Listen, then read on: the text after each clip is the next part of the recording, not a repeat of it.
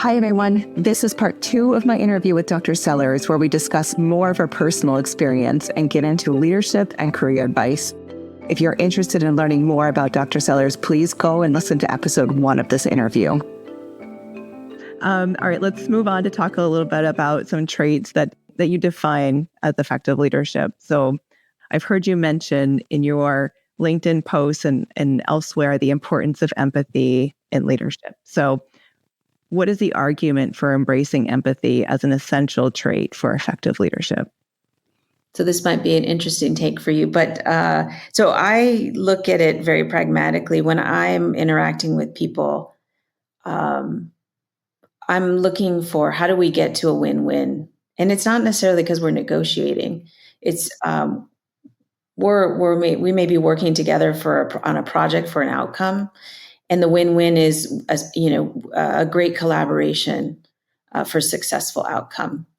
It could be a negotiation, but I spend my time trying to understand that person or those groups of people that I'm working with, and understand them from many facets, so that when I go into that situation, whether it's a meeting or a decision, or an opportunity to influence them, it's almost like a negotiation. I understand the context of that person, what motivates them, what are their stressors, what are their strengths even. As I mentioned earlier, what's their communication style?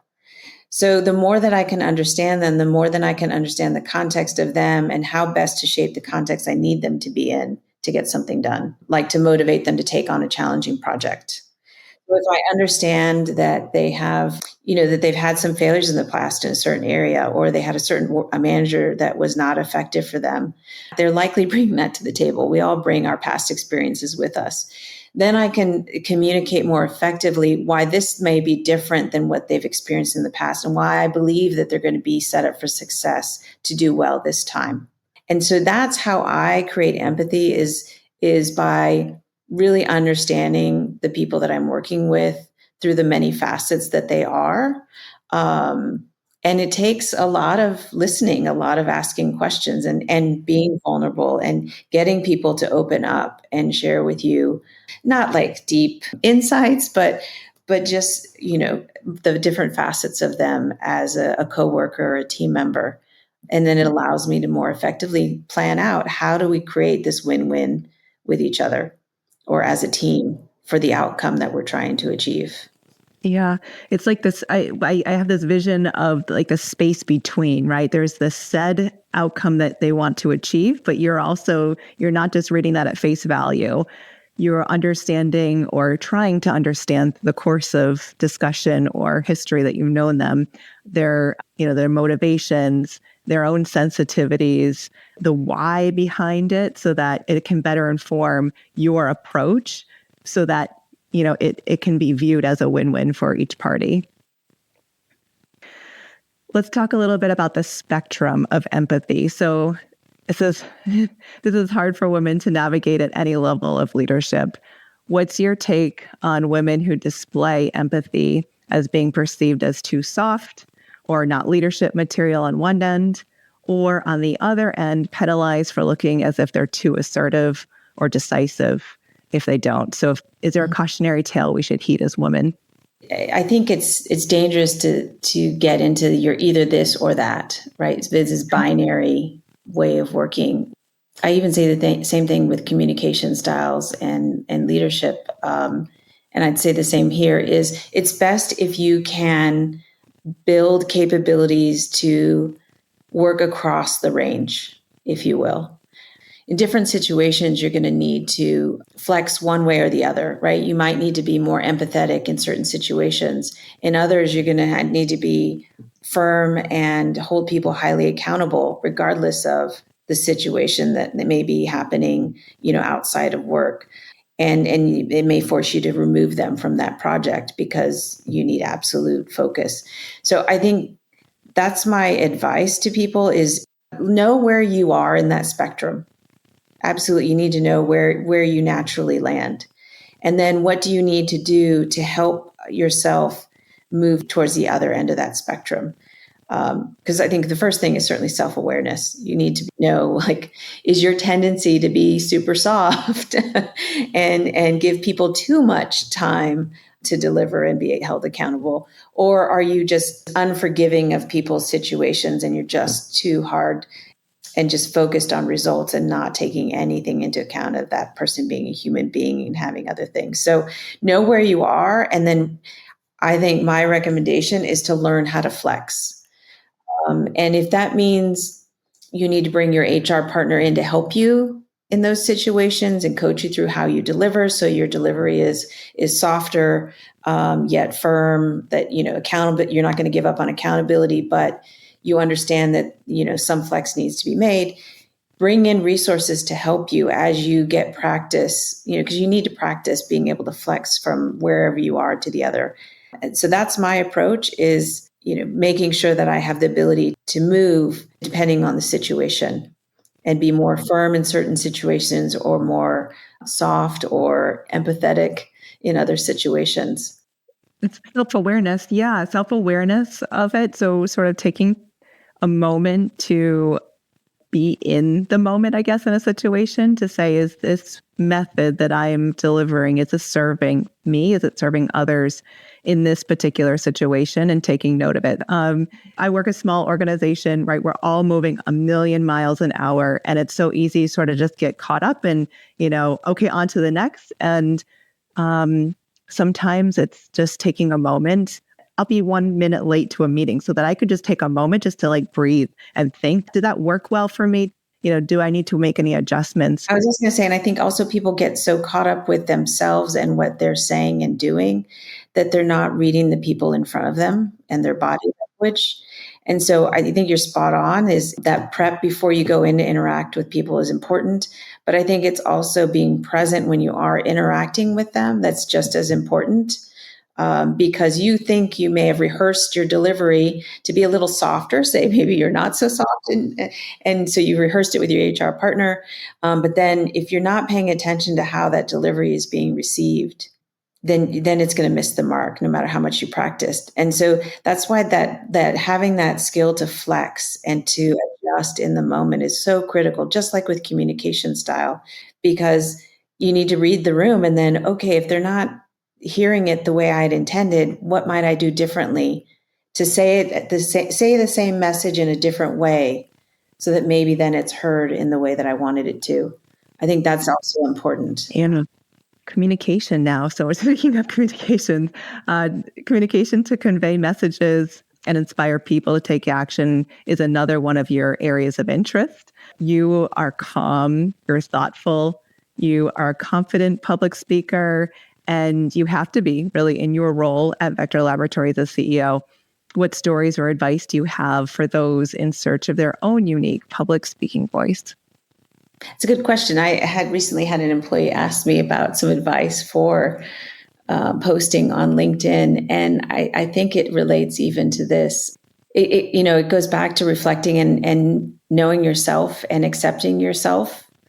And so I'm direct, I'm transparent, I share, and I'm okay with that. And so that's why my style is such that, and it is very conversational. And so give me like a prepared speech that I have to memorize. Oh my gosh. Forget it. So nervous. You will not see calm Lisa, or maybe you see calm Lisa, but inside I'm like, just sweating, getting sick to my stomach.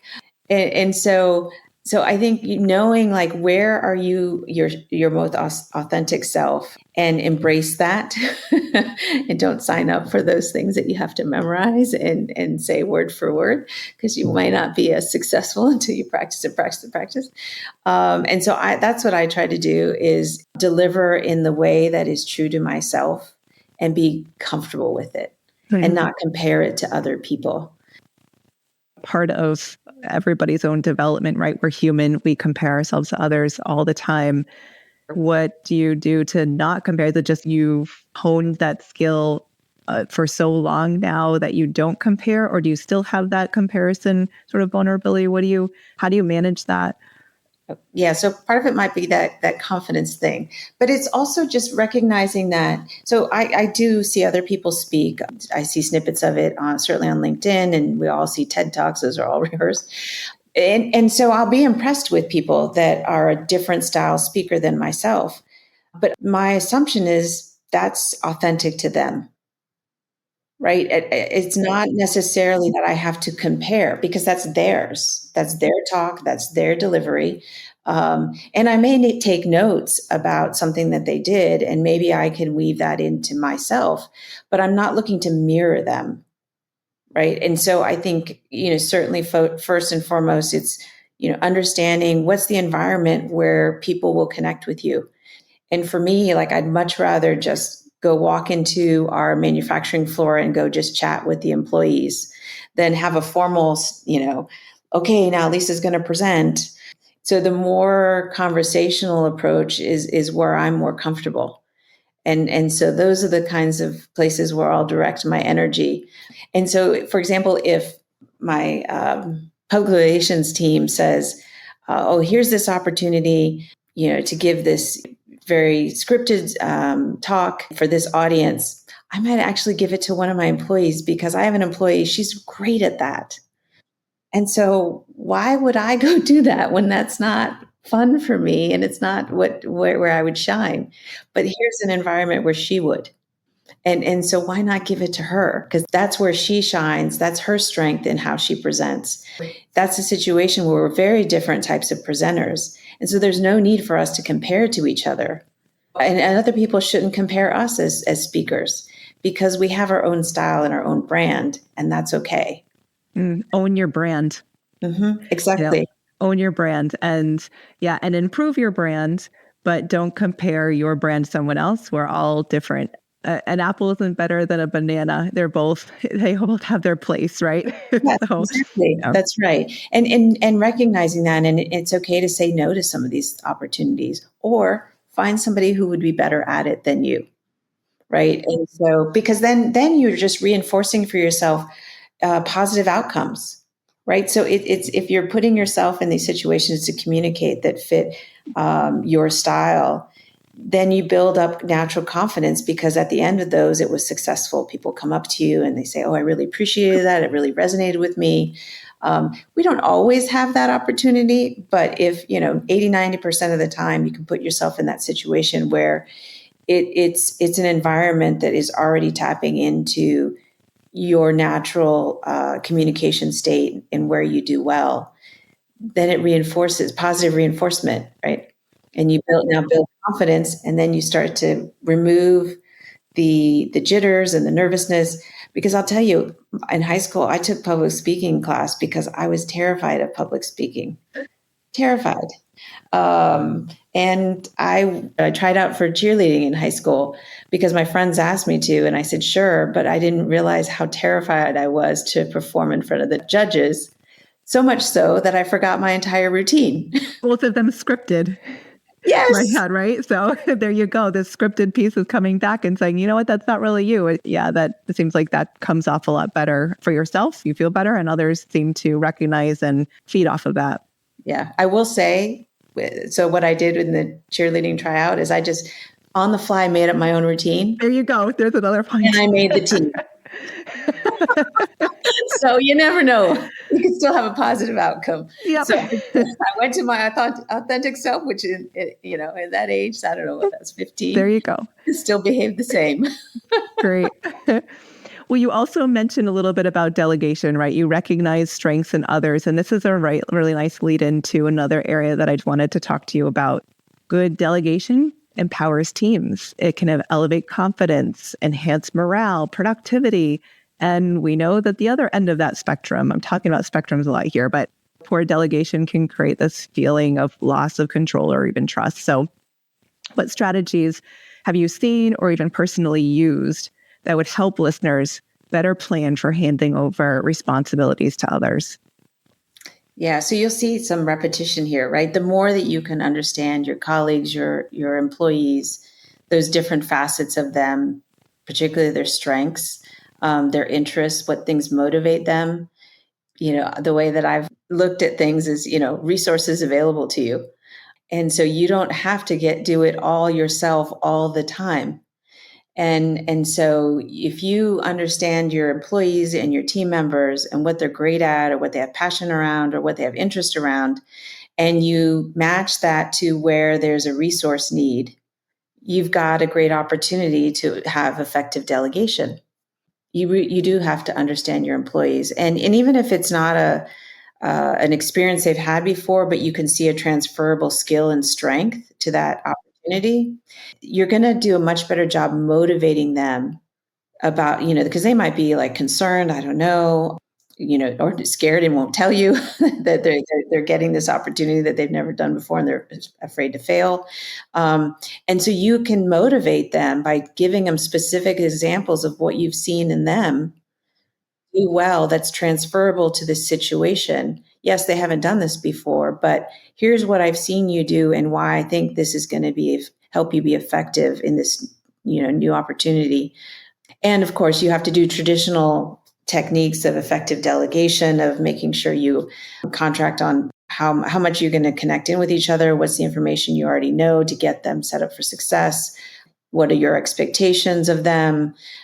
So you still have to do the tactical effective delegation.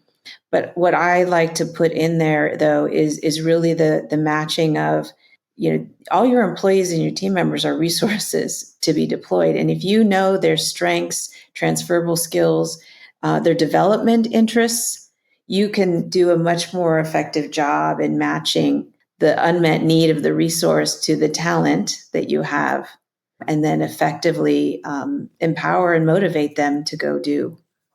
So recognizing first the value of delegation and knowing that that's valuable over trying to do it all yourself. Absolutely. So the value first is recognizing, and then what you mentioned is seeing the confidence in others and sharing with them that I see the confidence in you to do this. And that also creates a sense of this trust in others. And then they're like, okay, well, this person saw this in me. Maybe I should see this in me too. So that's kind of this motivating factor. And then, like you said, this tactical piece of, okay, now that we're on the same page that this can happen, here are the rules of engagement. Those are my takeaways from that. I think those are all really good points that you made. Yeah. And it goes back to, I think when we talk about, diversity, equity, inclusion, belonging, I mean, making sure that you're tapping into people's diverse experiences. If you think of it that way, of like, okay, I've had these experiences, and yes, I could go do this, but I may just do it the same way I've done it before. But what if I bring in, these other team members that come from different experiences or backgrounds? What if they took on the challenge, and we might get a different outcome that's better than if I had done it myself? Right. So there's different ways to look at these team members, these resources, as ways to get things done. And it doesn't mean you have to give it all to them. Maybe you form a team with them. If we can embrace really understanding our employees and what they're great at, what some of their development areas are and interests, along with embracing diversity, you have such a rich opportunity to go do more as a leader. This whole theme of this conversation has been really to get to know the team around you and know them not as, what their job description says that they should be doing, but know them as a human being from a multidimensional level, and then playing to that and allowing them opportunity because you see the potential, and then handing it over, finishing the job, delivering excellence. So the follow through, that's part of your other core values. All of that sort of plays into one another through all of those tactics. And that goes back to, that's part of my brand. That's just how I've been working in the years that I've been fortunate to be in this space. Right. All right. I'd like to take now a moment to highlight another big passion area of yours, mentorship. You've been talking about this sort of indirectly throughout the theme of this conversation, but let's just talk about it straight up. So you care deeply about ensuring underrepresented groups are seen, and there's a deeper value for everyone, really, when underrepresented groups have a mentor to share struggles, challenges, unspoken social and cultural norms associated with their identity. So in your career, Has there been someone that you've leaned on or someone you've drawn from for inspiration or advice who has shown you the way to a positive mentorship relationship? Good question.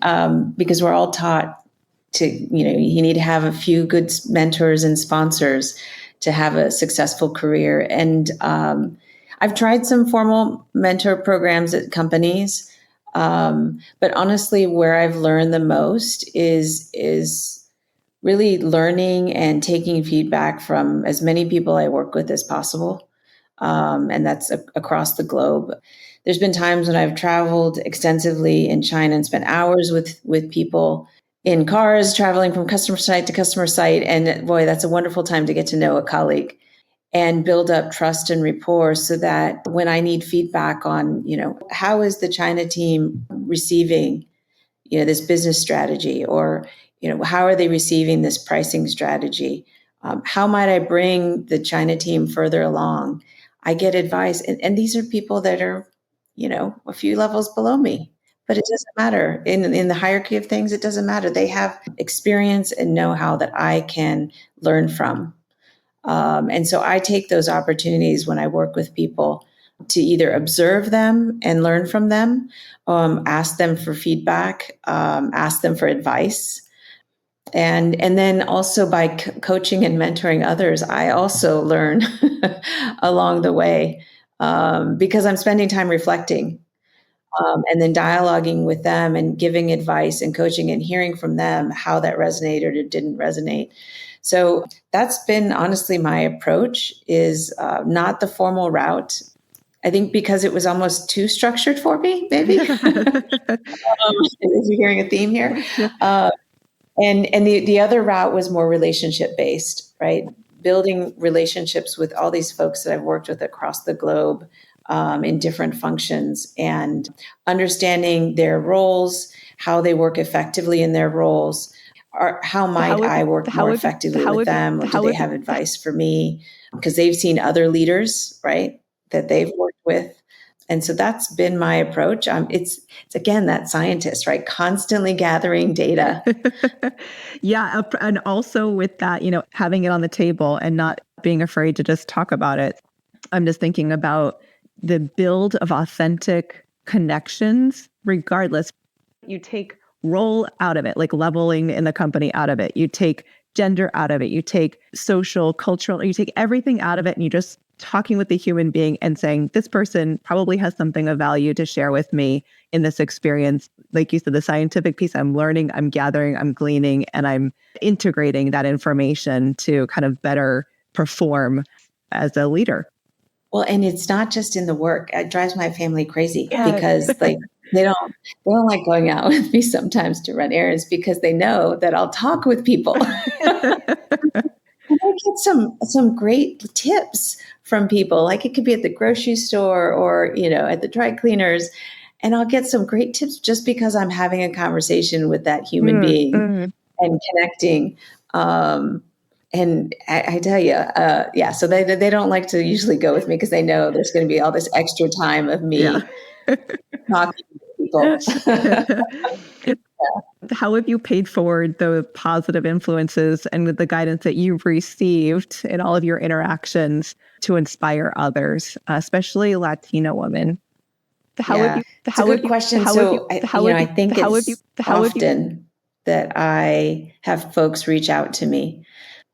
And so there was this one Latina woman who, she never was in my team. We were at the same company. And I had one sort of mentoring meeting with her in the company, and years went by, and she reached out to me on LinkedIn not too long ago. And she was just in between and wanting to really rethink her career trajectory and her approach. And so I chatted with her. While there's great formal programs for mentoring and coaching, sometimes all a person needs is a 1-hour conversation with somebody. And it's not this huge, doesn't have to be this huge time commitment or this huge formal process that you've got to put a lot of time and energy into. I've been able to really pay it back by having these 1-hour conversations with people that they hadn't heard that perspective, or the way that I hear them talk they don't realize that they have this great success that they're not even showing on their resume, for example. I do a lot of coaching of young people, a lot of minorities, through education programs that I'm involved in, and helping them with their resumes and interviewing. And sometimes it's just, I mean, I've done like 15-minute sessions with people where I've been able to hear that they're missing out on like this one story that they could just focus on that actually shows their strength, and you see them light up. You see them, they smile more, they're less nervous, and just directing them to that example. Like, talk about that in your resume and in your interview, because people are going to really see who you are when you do that, as opposed to over here where you think you're supposed to talk. And so that's how I've paid it forward, is really responding when these women that we've crossed paths reach out to me and just want a conversation. But then I purposely spend a lot of time with high school, college, master's degree programs, really trying to help people navigate their careers, or what might be a career for them, because I found so much joy myself in my own career. I really would love to see that most people, or the people that I interact with, find that joy too in what they plan to do, most of their life, in those working hours. Do you have any recommendations or steps that organizations as a whole can take to ensure women or underrepresented talent gets adequate support in securing top roles in organizations? Is the answer simply to have more people or more underrepresented diversity visible in positions of leadership? Is it just that simple, or is there anything more to it? What's your take on it? Yeah. So, I mean, you do have to have better processes that bring in, diverse applicants into your job opportunities. Certainly, getting people to understand the value of what we've been talking about, people with diverse perspectives, experiences, and how that can help you make a more robust plan or have a more innovative approach. Because you can have a process, but if people don't understand that these things actually are valuable in being a better leader, having a better business and a better outcome, they're going to go through the process, but you might not get the end result we're striving for, and you're not going to convince everybody. But if having them understand why this can be a win for them if they value these things like diversity, equity, inclusion, and belonging. I mean, I was just saying today to somebody about an employee and the amazing things that they do when they believe that you're a great manager for them, right? And you live and walk and breathe it. The loyalty that you get, the output you get is just amazing. And until leaders experience that, I don't know that they're going to value all of that the same that I do. Okay. All right. Now that we've covered a lot about leadership, it's a great time to talk about something that affects us all, our well-being. Tell me, what does wellness look like for you? Yes. Well, I started the year with a new set of goals, all centered around wellness. And so first of the list was sleep, making sure that I focus on sleep and I have my healthy sleep hygiene with a routine at the end of the evening, and getting all the to-dos off my mind and onto paper or self-organized for the next day before I go to bed. So sleep is constantly on the top of my list. And then physical health and nutrition.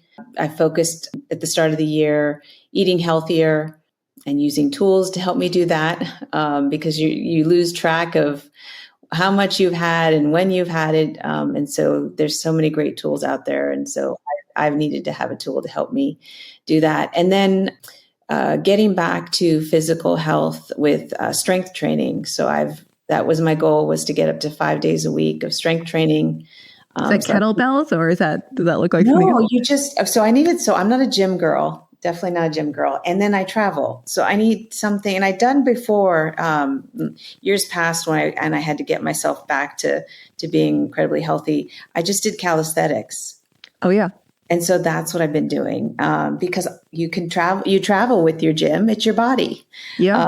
And then, of course, I augment it with weights and bands and things. And bands, you can travel with, weights you can't. Yep. I thought about it. And so that's been great. And then trying Pilates, maybe sprinkling that in.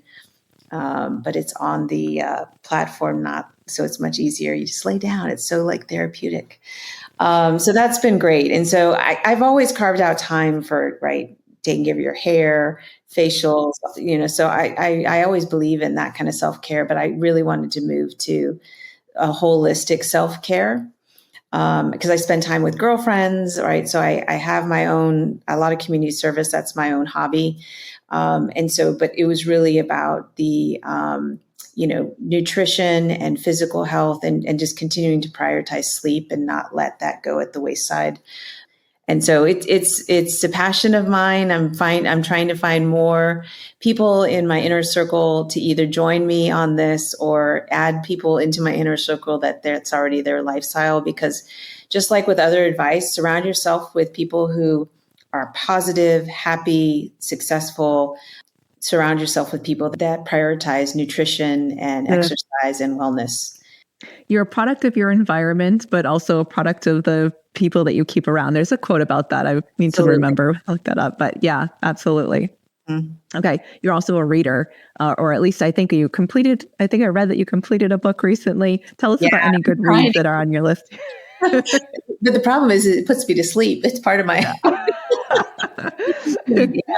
I actually just, I haven't read it yet, but I was traveling with a new colleague who's at Absolute Biotech, and he recommended a book I just bought. I haven't quite read it yet. It's sitting on my nightstand, though. It's called The Workplace Curiosity Manifesto. Oh, you're going to need a book club. Maybe get some people together to read it and talk about it. Yeah, that'd be great. And I love the fact that it highlights curiosity, because many of us that are scientists or in the scientific field are curious. And so how do you bring that into the workplace and impact the people that you work with, and how do you change how you work with them? So I'm eager to jump into that. I think he's already finished reading it, so at least I have someone to go to once I've read it to go talk about it. Awesome.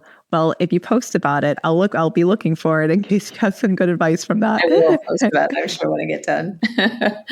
Okay, a little bit of variety. I just want to ask you some fun questions if you feel that you'd like to play along. Sure. If you could distill all of your wisdom into one piece of advice, what would that be? It's a good question. Ooh, that's a tough question. Well, I have to cheat here because I did a post recently about just a growth mindset. I have young children and one in college, and so it's easy for us to encourage them to try new things, to put themselves out there to learn and grow. But it's interesting as you see people get into the adult years and sort of get set in their ways, that love and that expectation to continue to learn and grow and put yourself out there dissipates. I don't know why. No. If somebody said, "Hey, would you like to go do this, Lisa?" My first response is, "Sure," because I hadn't done it before. And so I continually love to learn and grow. That's why I do a lot of reflection. And I like to talk with other people to learn from them. And so I think that's my biggest advice, is embrace growth. No matter what age you are, there's something to learn, and you can still grow regardless of what age you are or what decade you're in. Mm-hmm. Yeah, that kind of goes hand in hand with the book about curiosity, right? Curiosity for growth plays into together. Yeah. All right, I'm going to ask you to be like vulnerability questions. So in the spirit of additional vulnerability, what are you bad at? What are you truly horrific at? Two things. I'll just get it out there right away. Bad at following instructions. Everybody knows that. That's in my family, and those that start to know me well know that, or experience it with me. Know that well, that if I get something and it has instructions, I'll just go right away to start putting it together. So I'm sure there's like features on my car, on my phone that I don't know about because I haven't read the instructions. But you know, I'm okay with that. And then if I put it together wrong, well, maybe I could take it apart and try again. So that's one. I'm horrible at following instructions. And then the other one is I'm a terrible Amazon shopper. We have this special toilet that you have to buy special toilet paper for. So I went on Amazon and okay, here it is, bought it. I got this gigantic case. And maybe it goes with the not following instructions. Yeah. So I'll order stuff on Amazon and get like the oddest quantity or volume sizes. And I'm not really a shopper either. And so my impatience and not enjoying shopping combined with not following instructions makes me a terrible Amazon. Well, makes it great for Amazon because they make a lot of money off me. Good thing for those free returns for the most part. Yes. Okay. In closing, can you tell us what's next for you? Oh, getting to know my absolute biotech colleagues. I'm enjoying this ride of Vector Laboratories and all that we're doing. And so that's what's next, is just continuing to help this business grow and working with some great people to do that. And that ultimately, serving amazing customers, doing amazing things. Awesome. And where can listeners best find you? So if they wanted to follow you, they wanted to learn from you, where can they best find you? Well, there's only one place they can find me, is LinkedIn. Great. Well, thank you for a really great talk today. And I really look forward to following you and your organization's success with Vector Labs, Absolute Biotech.